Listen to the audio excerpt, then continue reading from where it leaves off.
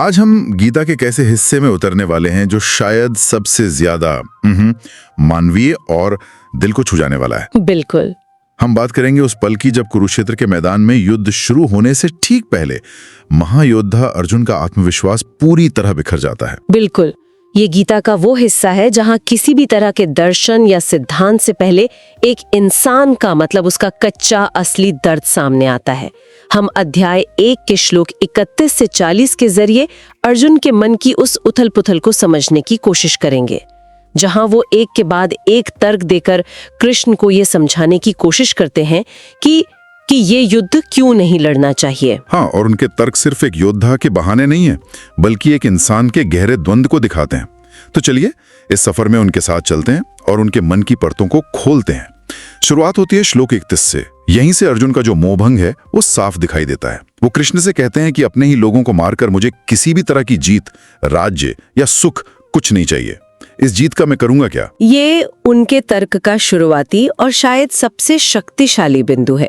वो कह रहे हैं कि किसी भी लक्ष्य का उसका मूल्य इस बात पर निर्भर करता है कि उस तक पहुंचने का रास्ता कैसा है, और यहाँ रास्ता अपनों के खून से सना हुआ है। इसलिए जो मंजिल मतलब जीत और राज्य कल तक बहुत आकर्षक लग रही थी, वो अब भयानक और बेमानी लगने लगी है। ये एक गहरा नैतिक संकट है, जहां उन्हें लग रहा है कि इस रास्ते से मिली कोई भी खुशी वो हमेशा के लिए कलंकित हो जाएगी। ये तो ऐसा हुआ जैसे कोई बिजनेस में बड़ी सफलता हासिल करने के लिए अपने सबसे करीबी दोस्त या परिवार के साथ धोखा कर दे।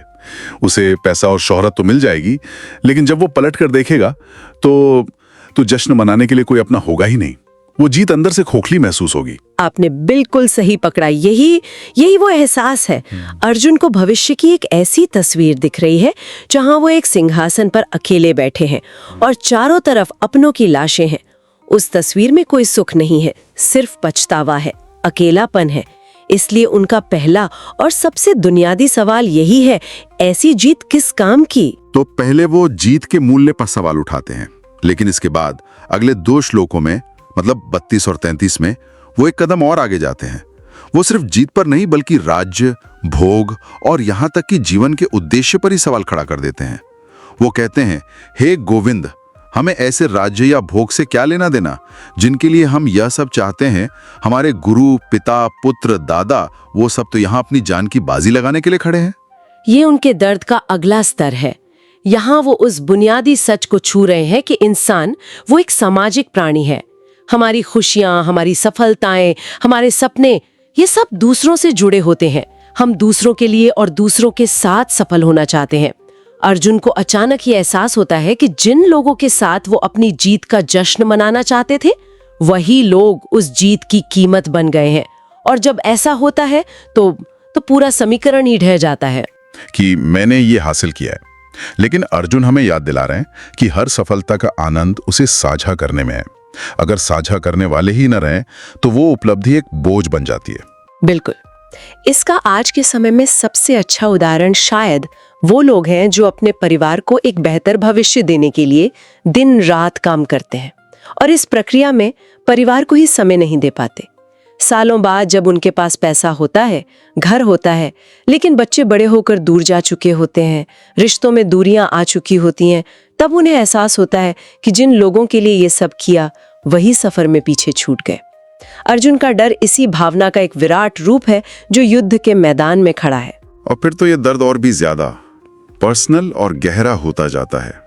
श्लोक 34 और 35 में वो सिर्फ स्वजन या परिवार जैसे सामान्य शब्द इस्तेमाल नहीं करते, वो एक एक रिश्ते का नाम लेते हैं, मामा, ससुर, पोते, साले, और कहते हैं, हे मधुसूदन, भले ही ये लोग मुझे मार डालें, मैं इन्हें नहीं मारूंगा।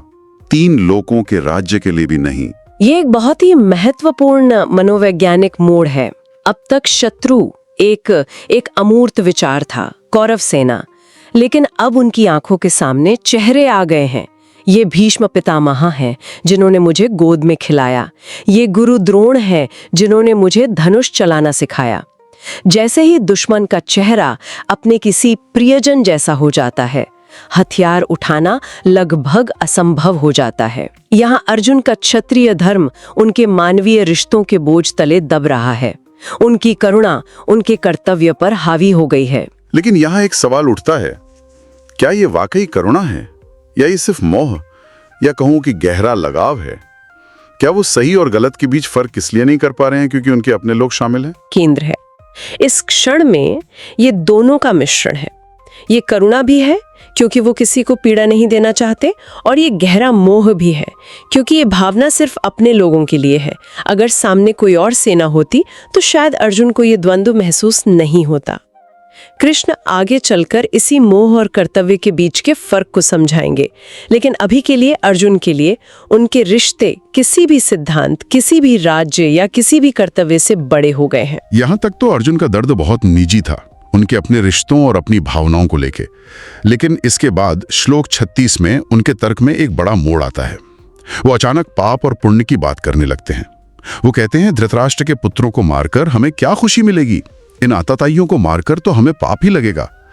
ये बात मुझे थोड़ी चौंकाती है। और ये चौंकाने वाली बात ही इसे इतना दिलचस्प बनाती है। यहाँ अर्जुन एक बहुत ही सूक्ष्म नैतिक तर्क दे रहे हैं। वो जानते हैं कि सामने वाले आताताई हैं। शास्त्रों में आताताई के लिए साफ निर्देश हैं, जैसे आग लगाने वाला, जहर देने वाला, हथियार से हमला करने वाला। ऐसे व्यक्ति को तुरंत मार देने की अनुमति है, और ऐसा करने वाले को पाप भी नहीं लगता। और कौरवों ने तो ये सब कुछ किया है। तो फिर अर्जुन को पाप का डर क्यों लग रहा है?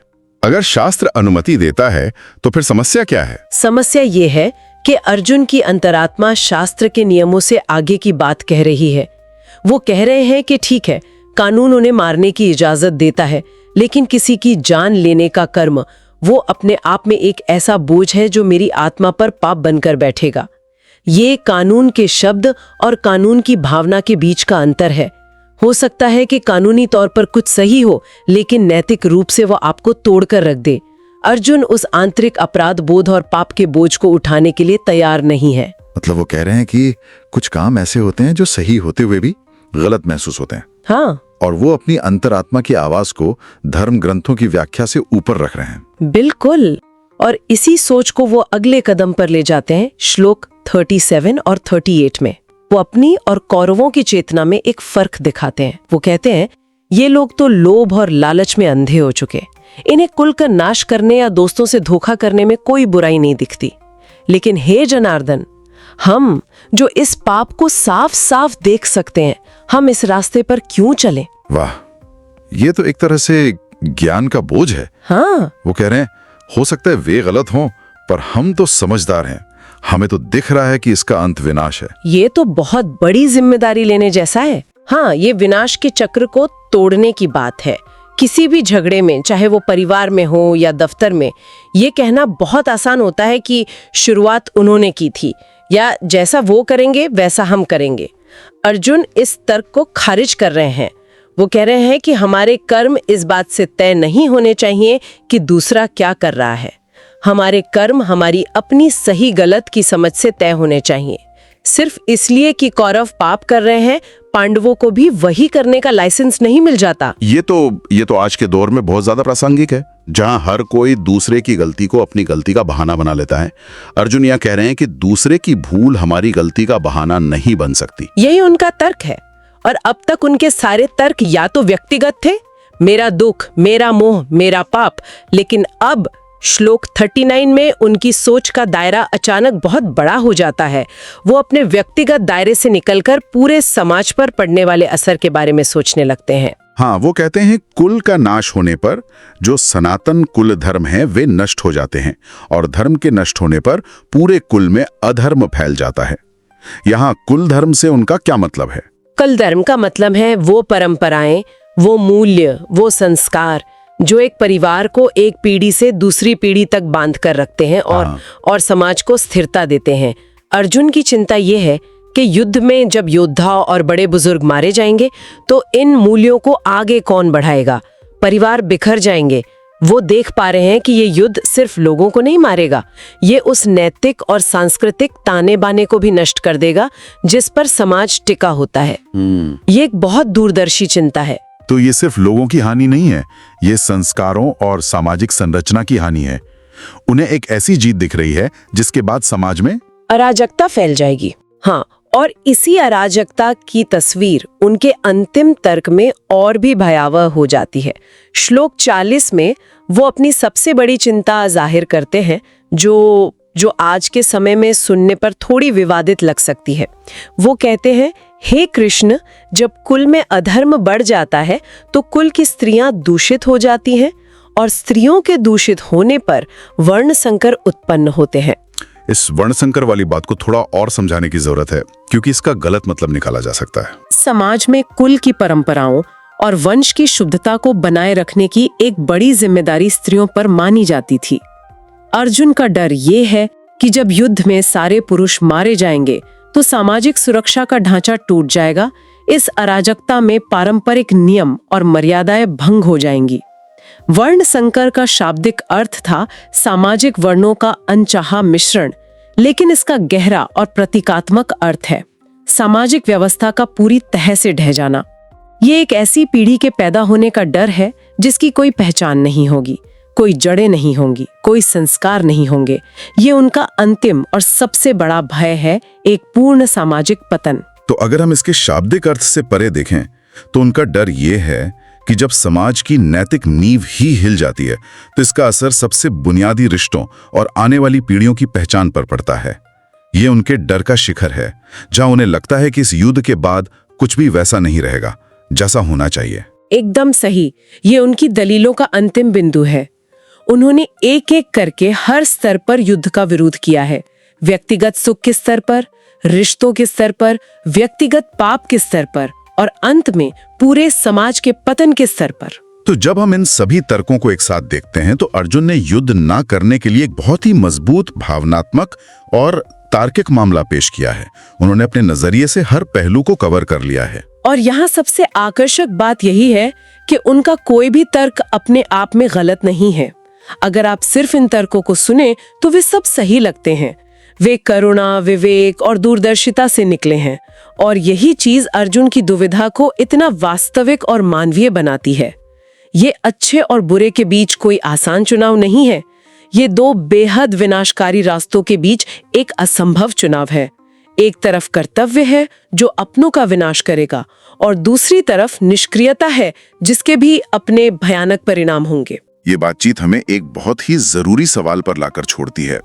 अर्जुन ने कर्म न करने के लिए अपनी पूरी बुद्धि और भावना का इस्तेमाल किया है। ये सोचने पर मजबूर करता है कि हमारे अपने जीवन में जब हम किसी मुश्किल कर्तव्य या किसी सही काम का सामना करते हैं तो कितनी बार हमारी अपनी ही समझदारी, हमारी अपनी करुणा और हमारे अपने तर्क हमें पीछे हटने और कुछ न करने के लिए सबसे ठोस बहाने देते हैं। अगर गीता के ये श्लोक आपको सिर्फ सुनने नहीं, समझने हैं, अगर अर्जुन का द्वंद्व आपको आज की जिंदगी से जुड़ा लगता है तो लाइक करो ताकि ये ज्ञान और लोगों तक पहुंचे। सब्सक्राइब करो क्योंकि गीता एक वीडियो में नहीं समझ आती। और कमेंट में बताओ आपको वीडियो कैसा लगा, क्योंकि गीता सिर्फ ग्रंथ नहीं है, जीने का तरीका है। जय श्री कृष्ण।